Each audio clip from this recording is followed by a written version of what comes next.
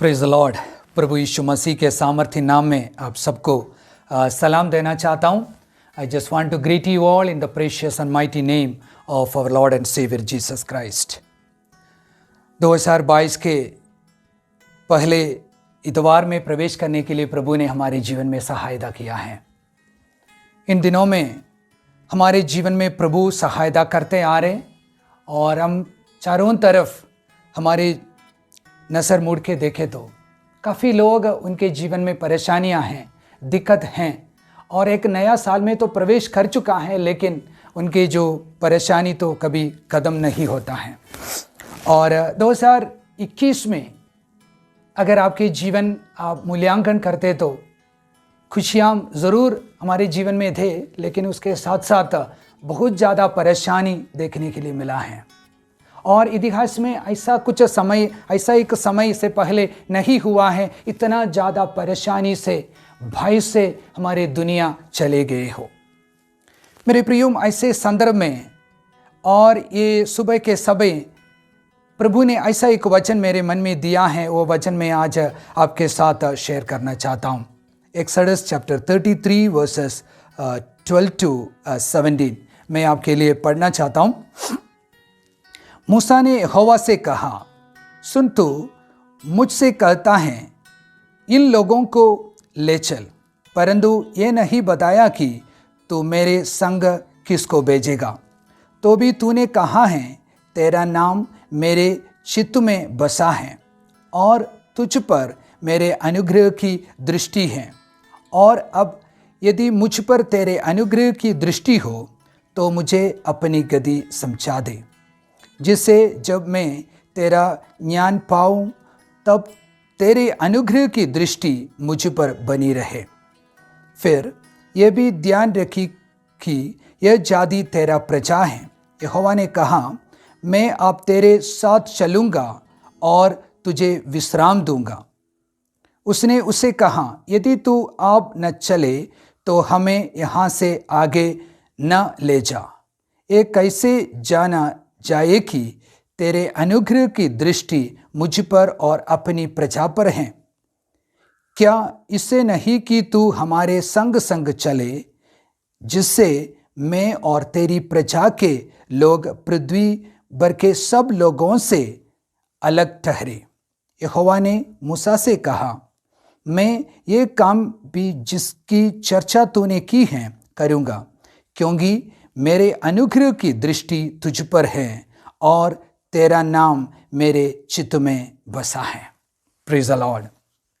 मेरे प्रियो, ये वचन मूसा और परमेश्वर के बीच में हम देख सकते हैं।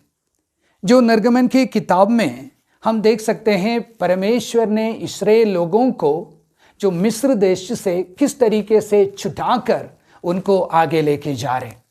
प्रभु ने उनको वायदा किया है, परमेश्वर ने ऐसा एक देश उनके लिए वायदा किया है और वायदा किया हुआ देश में उनको अभी लेके जा रहे हैं। अद्भुत तरीके से जो समुद्र को परमेश्वर ने पार कराया और मूसा के नेतृत्व में ये लोग आगे बढ़ रहे। और उसी संदर्भ में क्या हुआ है, 32वां अध्याय में अगर हम देखें तो उधर परमेश्वर से बातचीत करने के लिए, परमेश्वर से आज्ञा पाने के लिए और मूसा पर्वत पर चले गया। और कुछ दिन के बाद मूसा को वापस आते हुए देखा नहीं। उसी के वजह से आरोन के नेतृत्व में ये लोग क्या किया है, उनके लिए और एक मूर्ति को बनाया और उनके सामने दंडवत करने के लिए, नाचने के लिए, उनको उपासना करने के लिए लोग शुरू कर दिया है।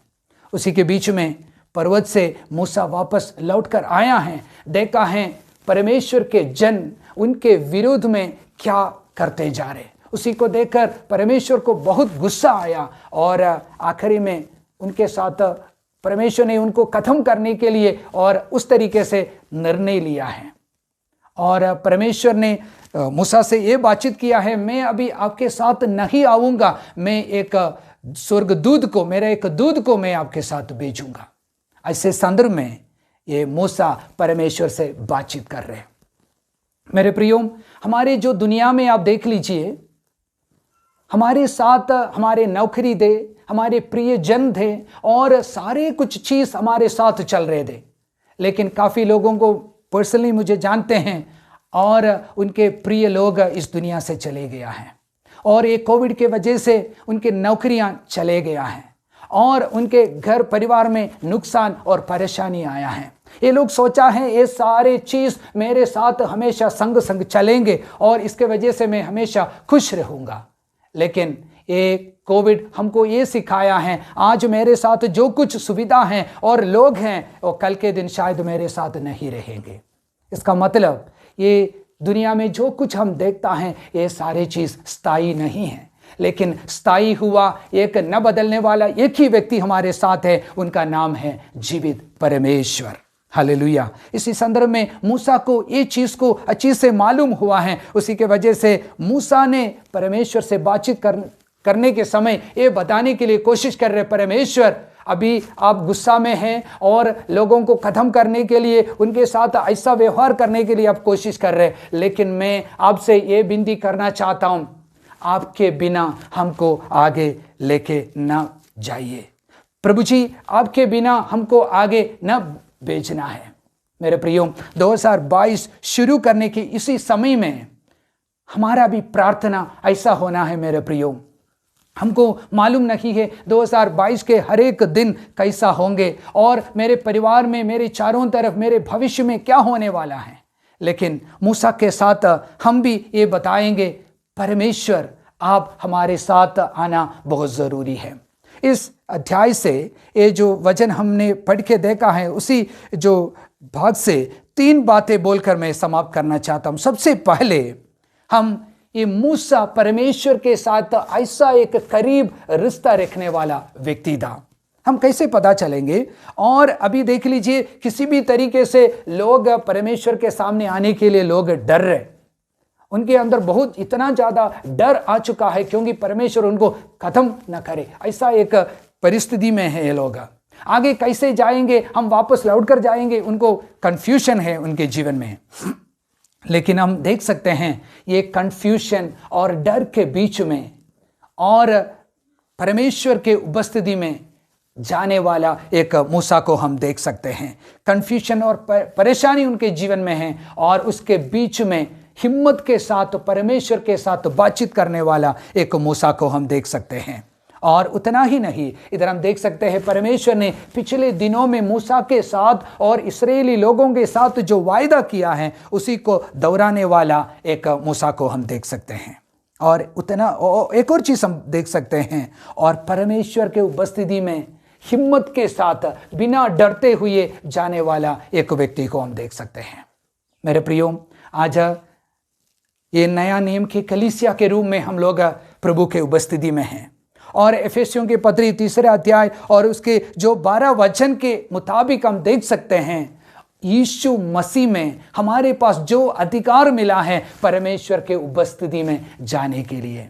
मेरे प्रियो, मेरा और आपके पाप के वजह से जीवित और पवित्र परमेश्वर की उपस्थिति में जाने के लिए हम लोग लायक नहीं थे, लेकिन यीशु मसीह मेरा और आपका पाप को निकाला है। उसी के वजह से आज हिम्मत के साथ ये परमेश्वर की उपस्थिति में जाने के लिए, उनके पुत्र के रूप में और उनके बच्चे होने के नाते वो अधिकार के साथ जाने के लिए एक मौका प्रभु ने हमारे जीवन में दिया है। मेरे प्रियो, आज परेशानी आपके जीवन में आने के समय, बहुत सारे प्रश्न आपके सामने आने के समय और तकलीफ और भविष्य में जो क्वेश्चन मार्क आने के समय, आपके जो मन में सबसे पहला सवाल क्या आते हैं? मैं परमेश्वर को छोड़ दूंगा, मैं कैसे परमेश्वर के सामने जाकर बातें करूंगा? लेकिन आज मैं आपको बताना चाहता हूं, 2022 के शुरुआत के दिन में मैं आपको बताना चाहता हूं, कोई भी चीज़ आपको भरोसा नहीं दिलाएंगे, कोई भी व्यक्ति आपके साथ नहीं खड़े हो सकता है, लेकिन उसी संदर्भ में भी आपके साथ चलने के लिए, आपको भरोसा के साथ बातचीत करने के लिए एक ही व्यक्ति है, उनका नाम है जीवित परमेश्वर। मेरे प्रियो, हालेलुया। और जो दूसरा जो बिंदु मैं आपके सामने रखना चाहता हूं, seeking God's presence in Moses life and the people of इस्राएल।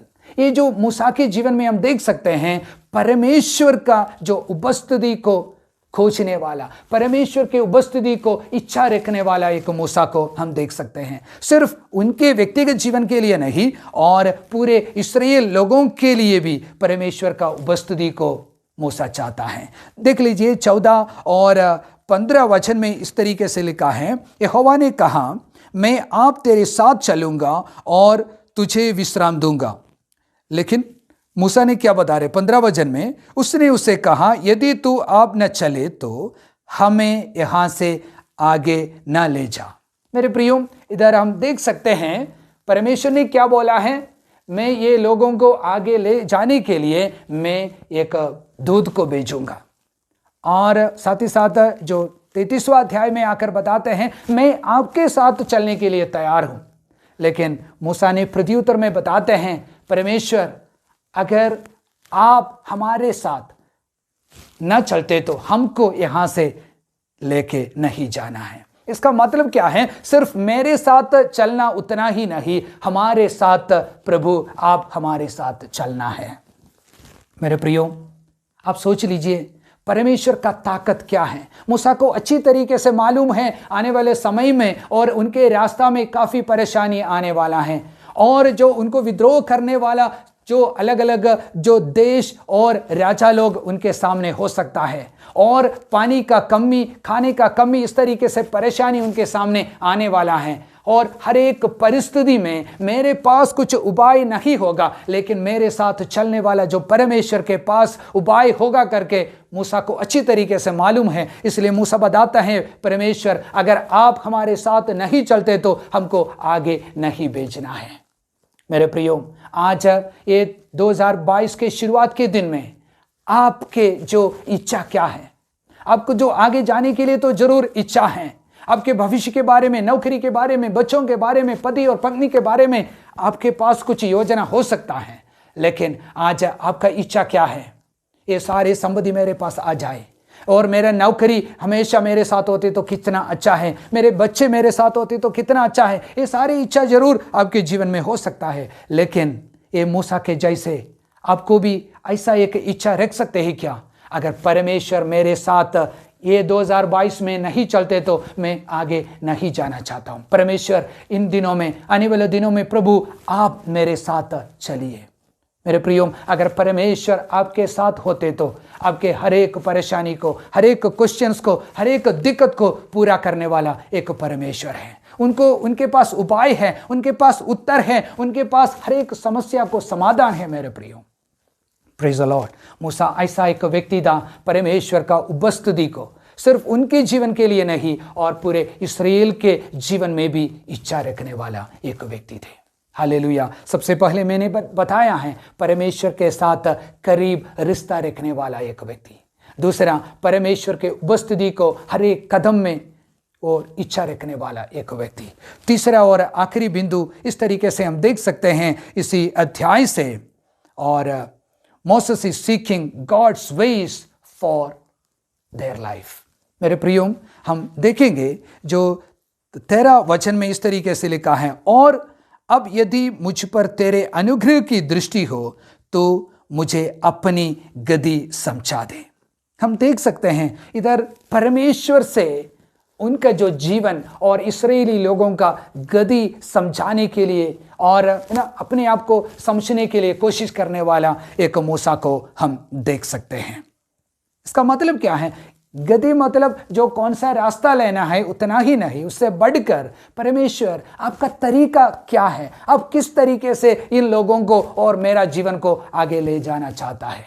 ऐसा वो जो गद्दी को सीखने के लिए और गद्दी को खोजने के लिए तैयार हुआ एक मोसेस को, मूसा को हम देख सकते हैं। मेरे प्रियो, जो आगे जो 34 अध्याय और 6 से लेकर और 6 और 7वां वचन में हम देख सकते हैं ये परमेश्वर कौन है, परमेश्वर का जो गुण क्या है, उसी के बारे में अच्छी तरीके से लिखा है। परमेश्वर एक पवित्र परमेश्वर है और लोगों के साथ क्षमा दिखाने वाला, दया दिखाने वाला एक परमेश्वर है, लेकिन कभी भी गलती को और गंदगी को, पाप के सामने समझौता करने वाला एक परमेश्वर नहीं है। और ऐसा एक परमेश्वर के सामने मूसा ये बताते हैं, परमेश्वर हमारे जीवन में हम किस डायरेक्शन में जाना चाहते हैं, हमारे जीवन का जो तरीका किस तरीके से हम लोग अपनाना है करके परमेश्वर से पूछता है मेरे प्रियो। और मैं एक और वचन आपके सामने पढ़ना चाहता हूँ।